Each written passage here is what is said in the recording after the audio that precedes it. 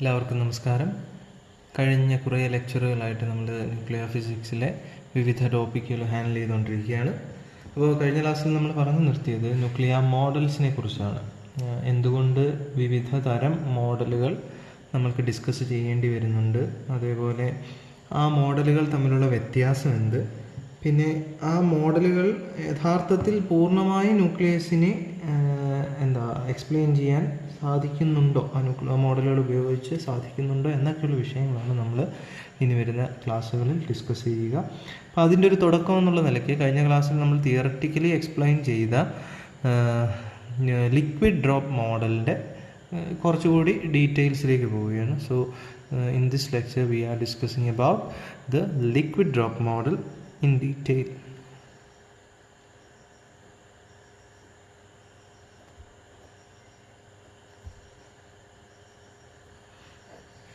അപ്പോൾ കഴിഞ്ഞ ക്ലാസ്സിൽ പറഞ്ഞതുപോലെ തന്നെ ഒരു ന്യൂക്ലിയസിനെ നമുക്കൊരു ലിക്വിഡ് ഡ്രോപ്പായിട്ട് പല കാര്യങ്ങളിൽ കമ്പാരിസൺ നടത്താം. അപ്പോൾ പ്രധാനമായും അതിൽ വരുന്നത് ഒന്ന് അതിൻ്റെ ഷേപ്പ്, പിന്നെ അതിൻ്റെ സ്ട്രക്ചർ, പിന്നെ അതിൽ നമ്മൾ കഴിഞ്ഞ ക്ലാസ്സിൽ പറഞ്ഞതുപോലെ തന്നെ അതിൽ ഹീറ്റ് എനർജി സപ്ലൈ അല്ലെങ്കിൽ എനർജി സപ്ലൈ ചെയ്യുമ്പോൾ ഹീറ്റ് എനർജി കൊണ്ട് ഉദ്ദേശിക്കുന്നത് ലിക്വിഡിലെ ഹീറ്റ് എനർജിയും, ഇപ്പോൾ ന്യൂക്ലിയസിലേക്ക് നമ്മൾ എനർജി സപ്ലൈ ചെയ്യുന്നത് ഏതെങ്കിലും പ്രൊജക്ടൈൽസ് ഉപയോഗിച്ചിട്ടാണ്.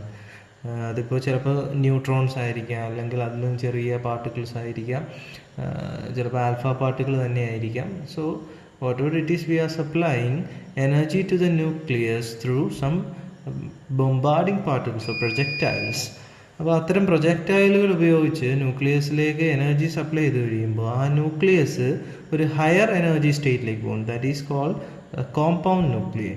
അപ്പോൾ അങ്ങനെ കോമ്പൗണ്ട് ന്യൂക്ലിയയുടെ ഒരു പ്രത്യേകത, അത് സ്റ്റേബിളായി നിൽക്കുന്ന അല്ലെങ്കിൽ അതിൻ്റെ ഗ്രൗണ്ട് സ്റ്റേറ്റ് എനർജിയേക്കാൾ വളരെ കൂടിയ ഒരു എനർജി ആയിരിക്കും ഒരു compound ന്യൂക്ലിയസിനുണ്ടാവും. So it cannot stay there for a long period of time. It should come back to its natural position, or natural state, that is the ground state. അങ്ങനെ natural സ്റ്റേറ്റിലേക്ക് അതിന് എത്തണമെങ്കിൽ either it has to emit some particles or it may divide it into much smaller ന്യൂക്ലിയസുകളായിട്ട്, പല ചെറിയ ന്യൂക്ലിയസുകളായിട്ട് ഒന്നുകിൽ അതിനെ divide ചെയ്ത് പോകേണ്ടതായി വരും, അല്ലെങ്കിൽ അതിൽ നിന്ന് എനർജി പാർട്ടിക്കിൾസിനെ എമിറ്റ് ചെയ്തുകൊണ്ട് ഗ്രൗണ്ട് സ്റ്റേറ്റ് എനർജിയിലേക്ക് പോകേണ്ടതായി വരും. അപ്പോൾ ഇതൊക്കെയാണ് ഒരു ന്യൂക്ലിയസിലേക്ക് എനർജി സപ്ലൈ ചെയ്യുമ്പോൾ സംഭവിക്കും. എന്നാൽ ഇതേപോലെ തന്നെ നമ്മളൊരു വാട്ടർ ഡ്രോപ്പിലേക്ക്, അല്ലെങ്കിൽ വാട്ടർ എന്ന് പറയുന്ന ലിക്വിഡിലേക്ക് ഹീറ്റ് എനർജി സപ്ലൈ ചെയ്ത് കഴിഞ്ഞാൽ എന്ത് പറ്റും? അതിൽ നിന്ന് അതിൻ്റെ സ്റ്റേറ്റ് മാറിക്കൊണ്ട് അതിൽ നിന്നുള്ള പാർട്ടിക്കിൾസ് ഇവോപ്പറേറ്റ് ചെയ്ത് പുറത്തേക്ക് പോകും. അപ്പോൾ ഇങ്ങനെ കുറേ അധികം കാര്യങ്ങളിൽ നമുക്ക് ലിക്വിഡ് ഡ്രോപ്പിനെയും ന്യൂക്ലിയസിനെയും കമ്പയർ ചെയ്യാം. ഇനി ഷേപ്പുമായി ബന്ധപ്പെട്ട് പറഞ്ഞാൽ സർഫസ് ടെൻഷൻ മൂലമാണ് ഒരു ലിക്വിഡിന് അതിൻ്റെ ഒരു സ്ഫെറിക്കൽ സ്ട്രക്ചർ കിട്ടുന്നത്. അതേപോലെ തന്നെ ന്യൂക്ലിയർ ഫോഴ്സ് മൂലവും ഔട്ട്സൈഡ്, അതായത് ബൗണ്ടറിയിലുള്ള പൊട്ടൻഷ്യൽ ബാരിയർ മൂലവും എന്തുണ്ട്, ന്യൂക്ലിയസിന് ഒരു സ്ഫെറിക്കൽ സ്ട്രക്ചർ കീപ്പ് ചെയ്യുന്നുണ്ട്. അതിൽ ഡീഫോർമേഷൻസ് വരാറുണ്ട്, അതിനെ നമ്മൾ ഇലക്ട്രിക് വാട്ടർഫോൾ മൊമെൻറ്റ് വഴിയൊക്കെ അതിനെ എക്സ്പ്രസ് ചെയ്യാറുണ്ട്. എങ്കിൽ പോലും in general speaking nucleus is having some spherical structure. അപ്പോൾ അത് അതിൻ്റെ ഒരു പ്രോപ്പർട്ടിയാണ്. പിന്നെ അങ്ങനെ ഡെൻസിറ്റിയുമായി ബന്ധപ്പെട്ട കാര്യം, ഡെൻസിറ്റി എന്തുകൊണ്ടാണ് നമ്മൾ എടുത്തതെന്ന് ചോദിച്ചാൽ, for any liquid the density of the liquid is independent of its volume, അല്ലേ? മാസ് പെർ യൂണിറ്റ് വോളിയം എന്നുള്ളതിൽ വോളിയത്തിന് ഇൻഡിപെൻഡൻ്റ് ആണ് ഒരു ലിക്വിഡിൻ്റെ ഡെൻസിറ്റി. അത് ഉദാഹരണം പറഞ്ഞാൽ ഒരേ വോളിയം അല്ലെങ്കിൽ ഒരേ കപ്പാസിറ്റി ഉള്ള 2 ജാറുകൾ എടുത്ത് രണ്ടിലും ഡിഫറെൻറ്റ് ഡെൻസിറ്റി ഉള്ള ലിക്വിഡ് നിറച്ചാലും നമുക്ക് കിട്ടുന്ന വോളിയം സെയിം തന്നെയാണ്. That it self the volume of the vessel. So the density of the material or density of the liquid is independent of the volume of the liquid. അപ്പോൾ അതുപോലെ തന്നെയാണ് the volume of a nucleus is a constant. അതൊരു constant ആണ്. അത് വലിയ volume അല്ല, the density of the nucleus is a constant and it is independent of the volume എന്നുള്ളത് ന്യൂക്ലിയസിൻ്റെ കേസിലും ശരി തന്നെയാണ്. അപ്പോൾ ഇതൊക്കെയാണ് ലിക്വിഡ് ഡ്രോപ്പ് മോഡലുമായിട്ട് ബന്ധപ്പെട്ടുള്ള പ്രിലിമിനറി ഐഡിയ. അത് നമ്മൾ പറഞ്ഞത് തിയറിറ്റിക്കലി ജസ്റ്റ് സ്റ്റേറ്റ്മെൻറ്റ്സ് ആയിട്ടാണ്. ഇനി എന്നാൽ ഈ ഓരോ പറഞ്ഞ ഫാക്ടേഴ്സിനെയും തമ്മിൽ കണക്ട് ചെയ്യുന്ന ഒരു മാത്തമാറ്റിക്കൽ ഫോം ഉണ്ട്. It's actually not a precise value, but it's actually an empirical formula and we can say it as a semi empirical mass formula. We have to discuss about the semi empirical mass formula, semi empirical mass formula. ഇനി അതുകൊണ്ട് ഉദ്ദേശിക്കുന്നത് എന്താണെന്ന് ചോദിച്ചാൽ, നമ്മൾ ഇതുവരെ പറഞ്ഞ ഈ liquid ഡ്രോപ്പിലൂടെ നമ്മൾ പറഞ്ഞ ന്യൂക്ലിയസിന് കുറേ പ്രോപ്പർട്ടീസ് ഉണ്ട്. അതിൻ്റെ ഡെൻസിറ്റി, അതിൻ്റെ വോളിയം, പിന്നെ അതിലെ ചാർജുകൾ, പിന്നെ അതിൻ്റെ സിമെട്രി, അങ്ങനെ ഒരുപാട് കാര്യങ്ങൾ നമ്മൾ ഈ ലിക്വിഡ് ഡ്രോപ്പ് മോഡലിലൂടെ ന്യൂക്ലിയസിൽ അസംഷൻസ് ആയിട്ട് കൊടുത്തു. ഇതേ കാര്യങ്ങൾ അല്ലെങ്കിൽ ഇതേ പ്രോപ്പർട്ടീസിനെ മാത്തമാറ്റിക്കൽ വേയിൽ എക്സ്പ്രസ് ചെയ്യാൻ ശ്രമിക്കുന്ന ആ മാത്തമാറ്റിക്കൽ സ്റ്റേറ്റ്മെൻറ്റിനെയാണ് നമ്മൾ സെമി എംപിരിക്കൽ മാസ് ഫോർമുല എന്ന് പറയുന്നത്. ഇനി അത് പ്രപ്പോസ് ചെയ്തത് വിസാക്കറാണ്. Weizsacker's semi empirical mass formula എന്നാണ് നമ്മൾ പറയുന്നത്. വിസാക്കറിൻ്റെ സ്പെല്ലിംഗ് നോക്കിക്കോ, WEIZACKER, Weizsacker's semi empirical mass formula എന്നാണ് നമ്മളിതിനെ എക്സ്പ്ലെയിൻ ചെയ്യുന്നത്. അപ്പോൾ ഇതിലൂടെ കണ്ടുപിടിക്കുന്നത് എന്താണെന്ന് ചോദിച്ചാൽ, we are finding out the binding energy of a nucleus. A binding energy of a nucleus. Which nucleus? A nucleus having Z as its atomic number, Z atomic number, A mass number, അതേപോലെ n equal to A minus Z is the neutron number. ഇങ്ങനെ 3 terms ഉള്ള ഒരു nucleus എടുത്തിട്ട്, അതായത് Z atomic നമ്പറുള്ള, A mass നമ്പറുള്ള, n number of neutrons ഉള്ള ഒരു ന്യൂക്ലിയസ് ഞാൻ എടുത്താൽ, ആ ന്യൂക്ലിയസ് പ്രോസസ്സ് ചെയ്യുന്ന ബൈൻഡിങ് എനർജി കണ്ടുപിടിക്കാനുള്ള ഒരു ഫോർമുലയാണ് semi empirical mass formula put forward by Weizsacker. അപ്പോൾ അതിൻ്റെ ഇക്വേഷൻ ഇങ്ങനെയാണ്: binding energy equal to small A into capital A. ഈ ക്യാപിറ്റൽ എ ഉദ്ദേശിക്കുന്നത് മാസ് നമ്പറാണ്. Small A is a constant, അതെന്താണെന്ന് പറയാം. B into A raise to 2/3. ഇവിടെയും A എന്ന് ക്യാപിറ്റൽ എ എന്ന് പറയുന്നത് മാസ് നമ്പറാണ്. B is a constant. Then minus C into z minus 1 by a raised to 1/3. Here also capital A stands for mass number and capital Z stands for atomic number. Then minus d into n minus Z the whole square by A. Okay, plus or minus delta by A raised to 3/4. അപ്പോൾ ഇത് എത്ര terms ഉണ്ട്? 1 2 3 4 5 5 ടേമുകൾ ചേരുന്ന ഒരു empirical ഫോർമുലയാണ് Weizsacker's semi empirical mass formula. അപ്പോൾ ഇവിടെ നമ്മൾ ഈ പറയുന്ന ഓരോ ടേമിനും ഓരോ പ്രോപ്പർട്ടി ഉണ്ട്. ഒരു ടേം എ എന്ന് പറയുന്ന ഒരു കോൺസ്റ്റൻറ്റ്, അതായത് proportional to binding energy of a nucleus is proportional to its mass number. ഇതെന്ന് പറയുന്ന വേറൊരു ക്വാണ്ടിറ്റിയാണ് in which the binding energy is proportional. അത് ഡയറക്റ്റ് പ്രപ്പോർഷണാലിറ്റി അല്ല, അത് ഈ ഒരു ടേം പ്രപ്പോർഷണലായിട്ട് വരുന്നത് എ റൈസ് ടു 2/3ക്കാണ്. ഇവിടെ Z minus 1 by A raise to 1/3ക്ക് പ്രപ്പോർഷണലാണ്. ഇത് n minus Z whole square by എക്ക് പ്രപ്പോർഷനാണ്. ഇത് plus or minus 1 by A raise to 3/4ന് പ്രപ്പോർഷനാണ്. Delta is also a constant. ഇനി അതിൽ ഓരോ ടേമും എന്തിനാണ് സൂചിപ്പിക്കുന്നതെന്ന് നോക്കാം. ഇതിലെ ഫസ്റ്റ് ടേമിനെ, അതായത് A into A, this stands for volume energy. So the first term A into A stands for volume energy. Volume energy of a nucleus. എന്തുകൊണ്ടാണ് ഇത് ഇങ്ങനെ വന്നത് വോളിയം എനർജി ആയിട്ട്? നമുക്കതൊന്ന് എക്സ്പ്ലെയിൻ ചെയ്യാൻ ശ്രമിക്കാം. So why we are taking small a into capital A as the volume energy of this nucleus? അപ്പോൾ ആ വോളിയം എനർജിയെ കുറിച്ച് പറയുന്നതിന് മുന്നേ തന്നെ എന്താണ് വോളിയം ഓഫ് എ ന്യൂക്ലിയസ് എന്നറിയാം.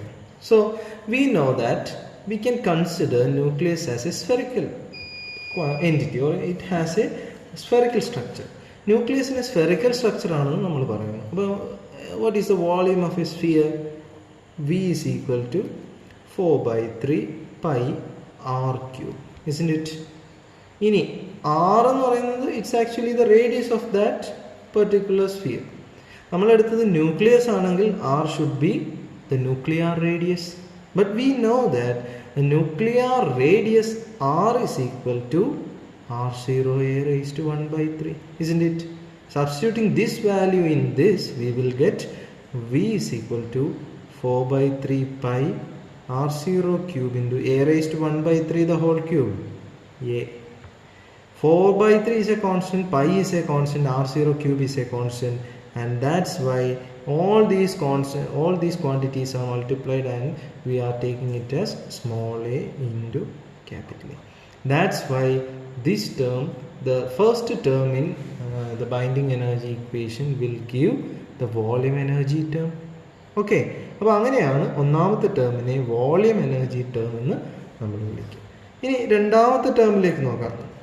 രണ്ടാമത്തെ ടേമിലേക്ക് നോക്കിക്കഴിഞ്ഞാൽ അതിൻ്റെ ഇക്വേഷൻ എന്ന് പറഞ്ഞാൽ എന്താണ്? Minus B A raise to 2/3, isn't it? Minus B A raise to 2/. ഇനി ഇവിടെ പ്ലസ് എ ഇൻറ്റു എ എന്ന് വരാൻ കാരണം എന്താവും? പ്ലസ്സോ മൈനസോ എന്നുള്ളത് സൂചിപ്പിക്കുന്നത് ബൈൻഡിങ് എനർജി ഇൻക്രീസ് ചെയ്യിക്കുന്നു ഡിക്രീസ് ചെയ്യിക്കുന്നു എന്നുള്ളതാണ്. അപ്പോൾ ഒരു ന്യൂക്ലിയസിൻ്റെ ബൈൻഡിങ് എനർജിയെ ഇൻക്രീസ് ചെയ്യിക്കുന്ന ടേം ആണെങ്കിൽ, അതിൻ്റെ സ്റ്റെബിലിറ്റിയെ കൂട്ടുന്ന ടേം ആണെങ്കിൽ it will have a positive sign. But this term minus b into a raised to 2/3, this has a negative sign which clearly implies that this term will reduce the binding energy of that particular nucleus. Okay, അപ്പോൾ ഇത് reduce ചെയ്യുന്നു. ഇനി ഇതിനെയാണ് surface energy term എന്ന് പറയുന്നത്. Surface energy term. So how this will become the surface energy term? Simple. നേരത്തെ ചെയ്തതുപോലെ ഇതൊരു സ്ഫെറിക്കൽ സ്ട്രക്ചർ ആണെങ്കിൽ 4πr² ആയിരിക്കില്ലേ ഇതിൻ്റെ ഏരിയ. ഈ 4π ഇസ് എ കോൺസ്റ്റന്റ്, r² എന്ന് പറയുന്നത് എന്ത് കൊടുക്കാം? r0² a raised to 1/3 the whole square, which is proportional to a raised to 2/3. Proportional to a raised to 2/3. That's why this term has a raised to 2/3 term. Clear ആയോ? അപ്പോൾ രണ്ടാമത്തെ term എന്ന് പറയുന്നത് surface energy ടേമാണ്. ആ term വന്നത് യഥാർത്ഥത്തിൽ നമ്മൾ എടുത്ത ന്യൂക്ലിയസിന് സ്ഫെറിക്കൽ സ്ട്രക്ചർ ആണെന്നും ആ സ്ഫെറിക്കൽ സ്ട്രക്ചറിൻ്റെ ഏരിയ 4πr² പ്രപ്പോർഷണൽ ആണെന്നും ഉള്ള കൺസെപ്റ്റിലാണ് നമ്മൾ ഈ എ റേസ് ടു 2/3 ടേം ഈ സെക്കൻഡ് എനർജി ടേമിൽ വന്നത്. ഇനി തേർഡ് എനർജി ടേം എന്താണ്? തേർഡ് എനർജി ടേം എന്ന് നോക്കേ. ആ സെമി എംപിരിക്കൽ മാസ് ഫോമിലെ തേർഡ് എനർജി ടേം എന്ന് പറയുന്നത് സി ഇൻറ്റു, അപ്പോൾ ഇത് നെഗറ്റീവാണ്, അപ്പോൾ ഇത് കുറയ്ക്കുകയാണ് ചെയ്യുന്നത്. മൂന്നാമത്തെ ടേമും അതേപോലെ നെഗറ്റീവാണ്. Minus C into Z minus 1 by A raise to 1/3. Clear ആണോ? ഈ ടേം എന്താണെന്ന് ചോദിച്ചാൽ this is actually representing the electrostatic repulsion between the protons in a nucleus. അപ്പോൾ നമുക്കറിയാവുന്നതുപോലെ നമ്മളുടെ ന്യൂക്ലിയസിനുള്ളിൽ പോസിറ്റീവ് ചാർജുള്ള പ്രോട്ടോൺസും ഉണ്ട്, ചാർജ് ഇല്ലാത്ത ന്യൂട്രോൺസും ഉണ്ട്. They are held together by the nuclear force. But sometimes when the atomic number increases or the number of protons increases, the electrostatic repulsion between these particles also increases, which will adversely affect the stability of the nucleus. അങ്ങനെ stability of the ന്യൂക്ലിയസിനെ അത് ബാധിക്കും എന്നതുകൊണ്ട് തന്നെ it will have A negative impact on the binding energy. അപ്പോൾ അതുകൊണ്ടാണ് ഇതിനൊരു negative term വന്നത്. ഇനി എന്തുകൊണ്ടാണ് ഇത് ഈ ഫോമിൽ വന്നത്? Why this form? ഈ ഇസഡ് ഇൻറ്റു ഇസഡ് മൈനസ് 1 അവിടെ കഴിയുന്നത് അത് നമ്മൾ ചാർജിൻ്റെ ടേംസിൽ ഇസഡ് ഇൻറ്റു ഇ എന്നല്ലേ നമ്മൾ ചാർജിനെ പറയും. So that's why this is having an Z² and Z. അതവിടെ നിന്നോട്ടെ. നമ്മൾ ഈ പ്രപ്പോർഷണൽ ടു മാസ് നമ്പർ ടേമിനെ കുറിച്ചാണ് പറയുന്നത്. Y this is here? That's just because this term represents the electrostatic potential. അപ്പോൾ ഇലക്ട്രോസ്റ്റാറ്റിക് പൊട്ടൻഷ്യൽ എനർജി അല്ലെങ്കിൽ നമ്മളുടെ കൂളോംബിക് എനർജിയെക്കുറിച്ച് നമ്മൾ പറയുന്നിടത്ത് ഈ കൂളോംബിക് എനർജി നമ്മൾ ഇലക്ട്രോസ്റ്റാറ്റിക്സിൽ പഠിക്കുന്നത് എന്താ? പ്രപ്പോർഷണൽ ടു 1/r അല്ലേ? ഇൻവേഴ്സ് ഓഫ് ദ റേഡിയസ് അല്ലേ? അപ്പോൾ ആറിന് വരെ ഇവിടെ നമ്മൾ എടുക്കുന്നത് എന്താ? ന്യൂക്ലിയർ റേഡിയസ് അല്ലേ? So r is equal to r0 a raised to 1/3. So proportional to 1/r എന്ന് പറയുന്നത് കൊണ്ട് a raised to 1/3 ഡിനോമിനേറ്റർ വരും. That's why this is having this form. അപ്പോൾ ഇനി ന്യൂമറേറ്ററിൽ ഈ ടേം വന്നത് എന്തുകൊണ്ടാണ്? ചാർജ് വരുന്ന Q/r² ഫോമിലേക്ക് Q/r ഫോമിലേക്ക് നമുക്ക് കൊണ്ടുപോകണ്ടേ? അപ്പോൾ അതുകൊണ്ട് ആ ടേമിനെ നമ്മൾ Z ഇൻറ്റു Z-1 എന്നുള്ള രൂപത്തിൽ പ്രോട്ടോൺ പെയറുകൾ 2 പ്രോട്ടോണുകൾ എടുത്തു കഴിഞ്ഞാൽ അതായത് നമുക്ക് Z നമ്പർ ഓഫ് പ്രോട്ടോൺസ് ഉണ്ടെങ്കിൽ നമ്മുടെ കയ്യിലുണ്ടെങ്കിൽ എത്ര പ്രോട്ടോൺ പെയറുകൾ വേണം നമ്മുടെ കയ്യിൽ? we will have z into z minus 1 pairs. എടുക്കില്ലേ? അപ്പോൾ അങ്ങനെയാണെങ്കിൽ ഈ ടേം അതുകൊണ്ടാണ് ന്യൂമറേറ്ററിൽ വന്നത്. It represents the number of pairs of protons within the nucleus and this represents the proportionality of energy with radius. Actually it is proportional to radius, but radius is proportional to a raised to 1 by 3. That's why this term, electrostatic energy term, contains, അല്ലെങ്കിൽ electrostatic repulsion term contains this z into z minus 1 and a raised to 1 by 3. Then going to fourth term. അപ്പോൾ നാലാമത്തെ ടേമിനെ കുറിച്ചാണ് ഇനി പറയുന്നത്. നാലാമത്തെ ടേമിൻ്റെ അപ്പോൾ നേരത്തെ പറഞ്ഞ കൂളോംബിക് റിപ്പൾഷൻ എന്താണ്? ഒരു നെഗറ്റീവ് ടേമാണ്. That means it will reduces the binding energy of that particular nucleus. The fourth term is represented as d into minus d into n minus z the whole square by a. Here d is also a constant similar to c or b or a. These are all proportionality constants. Here also d is a constant. Then what is this term stands for, or what does the meaning of this term? So ഈ ടേമിനെയാണ് നമ്മൾ symmetry term എന്ന് പറയുന്നത്. This is actually giving the lack of symmetry. To be clear, it is actually denoting the lack of symmetry. Lack of symmetry of particular nucleus. What do you mean by the lack of symmetry of nucleus? That is the number of protons and neutrons. അപ്പോൾ നമ്മൾ കഴിഞ്ഞൊരു ക്ലാസ്സിൽ നമ്മൾ discuss ചെയ്തായിരുന്നു, സ്റ്റെബിലിറ്റിയെ കുറിച്ച് discuss ചെയ്തപ്പോൾ proton neutron നമ്പറിനെ കുറിച്ച് നമ്മൾ ഒരു എക്സ്പ്രഷൻ കൊടുത്തിട്ടുണ്ടായിരുന്നു. നമ്മളൊരു ഗ്രാഫ് എടുത്ത് ഇവിടെ നമ്പർ ഓഫ് പ്രോട്ടോൺസ് ഇങ്ങോട്ട്, ഇവിടെ നമ്പർ ഓഫ് ന്യൂട്രോൺസ് ഇങ്ങോട്ട്. എന്നിട്ട് നമ്മളൊരു ഗ്രാഫ്, ഐഡിയൽ ഗ്രാഫ് എന്ന് പറഞ്ഞാൽ ഇങ്ങനെയായിരുന്നു വരേണ്ടത്. Number of protons equal to number of neutrons എന്നുള്ള രീതിയിലായിരുന്നു വരേണ്ടത്, പ്രൊപ്പോർഷണൽ. പക്ഷേ എന്നാൽ ലോവർ ന്യൂക്ലിയസുകളിൽ ഇതിനകത്ത് തന്നെ നിൽക്കുക, എന്നാൽ ഹയർ ന്യൂക്ലിയസിലേക്ക് പോകുന്തോറും നമ്പർ ഓഫ് ന്യൂട്രോൺസിൻ്റെ എണ്ണം കൂടുന്നതായി കണ്ടു. This is the stability region അല്ലേ. അപ്പോൾ അങ്ങനെ വരുമ്പോഴത്തേന് ഈ സിമെട്രിയിലുള്ള വ്യത്യാസം ഉണ്ടാകുന്നു. Symmetry in the sense the symmetry of nucleons. Due to that asymmetry there arise a particular energy, additional energy which will decreases the stability of the nucleus. അതുകൊണ്ടാണ് ഈ ടേമിനെ നമ്മൾ ലാക്ക് ഓഫ് സിമെട്രി ടേം എന്ന് പറയുന്നത്. അപ്പോൾ n equal to z ആവുകയാണെങ്കിൽ ഇതിൻ്റെ value 0 ആവില്ലേ? If that nucleus is symmetrical then this will have 0 value. Is it clear? അപ്പോൾ ഇതെന്ന് പറയുന്നത് നാലാമത്തെ ടേം എന്ന് പറയുന്നത് ന്യൂക്ലിയർ സിമെട്രിയുമായിട്ടാണ് ബന്ധപ്പെട്ടിരിക്കുന്നത്. That symmetry stands for number of protons and neutrons. അത് ക്ലിയർ ആയോ? Then the fifth term is actually A correction term. The fifth one is a correction term. That's why it is having delta there. മനസ്സിലായോ? അത് എന്തുകൊണ്ടാണെന്ന് ചോദിച്ചാൽ stability consider ചെയ്യുമ്പോൾ നമ്മൾ കഴിഞ്ഞ ക്ലാസ്സിൽ അത് പറഞ്ഞിട്ടുണ്ടായിരുന്നു. ഈ ഈവൻ ഓഡ്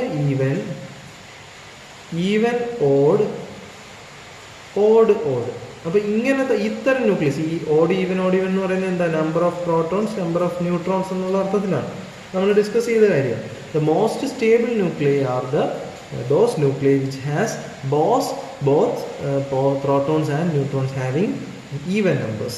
അങ്ങനെ ഈവൻ നമ്പേഴ്സ് ആണ് വരുന്നതെങ്കിൽ അതിന് സ്റ്റെബിലിറ്റി കൂടുതലാണ്. So in that case this correction term will have A positive term. Clear ആയോ? അതേപോലെ തന്നെ ഓടൊക്കെ വരുന്ന കേസിൽ എന്താണ്? നെഗറ്റീവ് ടേമാണ് വരുന്നത്. ഇനി ഈ ഡെൽറ്റയ്ക്ക് ഓരോ വാല്യൂ ഉണ്ട്. നമുക്ക് ഈ ഡെൽറ്റയ്ക്ക് വാല്യൂ കൊടുക്കാനൊക്കെ പറ്റും. സോ നമ്മൾ ഈ ഓഡ് ഈവൻ ഓഡിനെ കുറിച്ച് ഇവിടെ പറയുന്നില്ല അധികം. അതിൻ്റെ വാല്യൂ 0 ആയിരിക്കും. These are asymmetrical, so it will have 0 value. This correction term, four correction term the value of delta will only have a negative value and a positive value. It will have 0 value if the nucleus having odd even or even odd combination. ഇനി even ആണെങ്കിൽ ഡെൽറ്റയുടെ value positive ആയിരിക്കും, odd ആണെങ്കിൽ ഡെൽറ്റയുടെ value negative ആയിരിക്കും. ആ കാര്യത്തിന് സംശയമില്ലല്ലോ. ഇനി ഇതിലോ ഈ എ ബി സി ഇതിനൊക്കെ ഓരോ വാല്യൂസ് ഉണ്ട്. അത് നിങ്ങൾ ജസ്റ്റ് വേണമെങ്കിൽ ഒന്ന് നോട്ട് ചെയ്ത് വെച്ചോ. നമ്മളങ്ങനെ ഒരു വാല്യൂ കൊടുക്കുകയാണെങ്കിൽ നമുക്ക് മെഗാ ഇലക്ട്രോൺ വോൾട്ടിൽ ഈ വാല്യൂ കൊടുക്കാൻ പറ്റും. A is approximately equal to 15.76 mega electron volt. Then B is equal to 17.81 17.81 mega electron volt. Then C is equal, that is Coulombic energy, equal to 0.711 mega electron volt. D is equal to 23.702 mega electron volt. And finally delta is equal to 34. ഈ 34 എന്ന് പറയുമ്പോഴും ഓർത്തിരിക്കുക, even ആണെങ്കിൽ +34, ഓഡാണെങ്കിൽ -34. You have to consider the polarity also. അപ്പോൾ ഇതിൻ്റെ ഒരു basic idea നിങ്ങൾക്ക് മനസ്സിലായോ? അപ്പോൾ നമ്മൾ ഈ 5 ടേമുകൾ ചേരുന്നതാണ് നമ്മുടെ സെമി എംപിരിക്കൽ മാസ് ഫോർമുല. ആ സെമി എംപിരിക്കൽ മാസ് ഫോർമുലയിലൂടെ നമ്മൾ കണ്ടുപിടിക്കുന്നത് the total binding energy of a nucleus having Z number of protons and A as its mass number. Clear ആയി? അപ്പോൾ ഈ 5 ടേമുകൾ, ആദ്യത്തെ ടേം എന്താണ്? Volume energy. That's why it is proportional to A. Then it comes the surface energy term, then it comes the Coulombic term, then it comes the symmetry term, and then finally it comes the correction term, which stands for even or odd nucleus. അപ്പോൾ ഇത്രയും details മനസ്സിലായി. ഇനി ഇതിൻ്റെ merits എന്തൊക്കെയാണെന്ന് നോക്കാം. What are the merits of liquid drop model? So we are able to explain lots of properties of the nucleus through liquid drop model. We can consider some of them. The liquid drop model accounts for many of the salient features of nuclear matter, such as the observed binding energies of nuclei and their stability against alpha and beta disintegration as well as nuclear fission. ഇപ്പോൾ liquid drop നമ്മൾക്ക് തരുന്നൊരു information എന്ന് പറയുന്നത്, ഒന്ന് ഇതിൻ്റെ observed binding energy എന്ന് പറയുന്നത് നമ്മൾ ഈ കാൽക്കുലേറ്റ് ചെയ്യുന്നത്, അതായത് ഈ സെമി എംപിരിക്കൽ മാസ് ഫോർമുല ഉപയോഗിച്ച് കാൽക്കുലേറ്റ് ചെയ്യുന്ന അതേ വാല്യൂവിനോട് അടുത്ത് നിൽക്കുന്നുണ്ട് the observational value for binding energy. ഇനി വേറൊരു കാര്യം, ഇതിൻ്റെ ആൽഫ എമിഷനും ബീറ്റ എമിഷനും, we will discuss about these kind of radioactive emissions later, but still just assume that. അപ്പോൾ നമുക്ക് അറിയാമെന്ന് ഞാൻ വിശ്വസിക്കുന്നു. ഈ ആൽഫ പാർട്ടിക്കിൾ എന്ന് പറഞ്ഞാൽ ഹീലിയം, പോസിറ്റീവ് ചാർജുള്ള ഹീലിയം ന്യൂക്ലിയയ്ക്ക് ഇക്വലൻ്റ് ആണ്. അതേപോലെ ബീറ്റ എന്ന് പറഞ്ഞാൽ അതിൽ 2 തരമുണ്ട്, ബീറ്റ പ്ലസും beta minus. In that beta minus emission will be equivalent to electronic emission. അപ്പോൾ അങ്ങനെയുള്ള കാര്യങ്ങളെല്ലാം നമ്മൾ ഇനി ഡീറ്റെയിൽഡ് ആയിട്ട് പഠിക്കും. സോ in explaining these emissions, the liquid drop model is a successful model.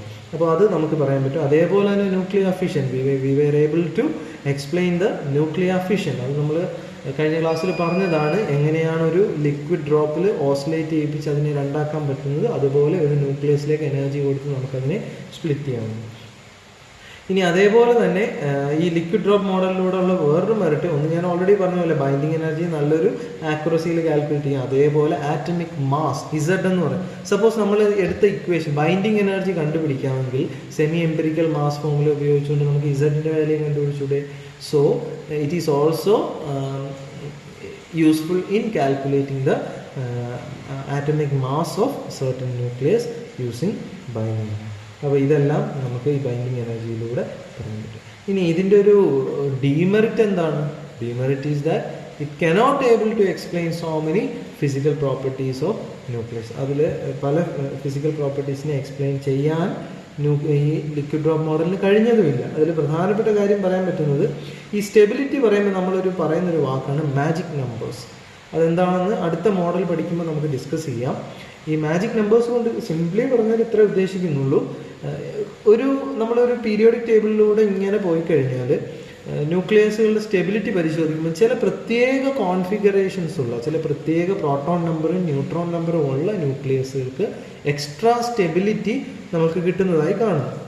Apart from it's nuclear structure or shape or whatever it is having some extra stability due to the configuration of number of protons and neutrons within that nucleus. അങ്ങനെ ചില പ്രത്യേക നമ്പറുകൾക്ക് extra stability എങ്ങനെ വരുന്നു എന്ന് explain ചെയ്യാൻ ഈ liquid drop മോഡലിന് കഴിഞ്ഞിട്ടില്ല. These numbers are called magic numbers, and liquid drop model was a failure in explaining magic numbers. അപ്പോൾ അതൊന്നാമത്തൊരു കാര്യം. പിന്നെ അതേപോലെ തന്നെ നമ്മൾ ഫസ്റ്റ് ക്ലാസ്സിൽ ഈ ന്യൂക്ലിയസുകളുടെ പ്രോപ്പർട്ടിയെക്കുറിച്ച് പറഞ്ഞപ്പോൾ അവിടെ ന്യൂക്ലിയർ സ്പിന്നിനെ കുറിച്ചും മാഗ്നറ്റിക് മൊമെൻറ്റിനെ കുറിച്ചും പറഞ്ഞു. അപ്പോൾ liquid drop model was also not able to explain these properties of nucleus such as spin, magnetic spin as well as orientation of the nucleus along with its magnetic moment. അപ്പോൾ ഈ ഒരു demerits ആണ് liquid drop മോഡലിൽ ഉണ്ടായിരുന്നത്. അപ്പോൾ ഇത്രയും കാര്യങ്ങൾ അറിഞ്ഞിരിക്കുക. നമ്മൾ ലിക്വിഡ് ഡ്രോപ്പ് മോഡലിലൂടെ നമ്മൾ പഠിക്കാൻ ശ്രമിച്ചത് കുറേ ബേസിക് പ്രോപ്പർട്ടീസ്, ഒരു ലിക്വിഡും ഒരു ന്യൂക്ലിയസും കൂടെ ഏതെല്ലാം കാര്യങ്ങൾ സിമിലാരിറ്റീസ് ഉണ്ടെന്നും ആ സിമിലാരിറ്റീസ് വെച്ച് എങ്ങനെ നമുക്ക് ഒരു ന്യൂക്ലിയസിൻ്റെ മാസ് നമ്പർ, അതേപോലെ ആറ്റമിക് നമ്പർ, പിന്നെ ബൈൻഡിങ് എനർജി തുടങ്ങിയവ കാൽക്കുലേറ്റ് ചെയ്യാമെന്നുമാണ് ഈ ലിക്വിഡ് ഡ്രോപ്പ് മോഡലിലൂടെ നമുക്ക് മനസ്സിലായത്. എന്നാൽ അത് പറയുമ്പോഴും പല കാര്യങ്ങളും മനസ്സിലാക്കാൻ പറ്റാതെയും ഉണ്ട് ഈ ലിക്വിഡ് ഡ്രോപ്പ് മോഡലിലൂടെ, especially while considering the nuclear spin and magnetic moment. Okay, അത് എക്സ്പ്ലെയിൻ ചെയ്യാൻ വേണ്ടി മറ്റൊരു മോഡലിലേക്കാണ് നമ്മൾ പോകുന്നത്. That is called the shell model of nucleus, and we will discuss about the shell model in the next lecture. Okay, thank U.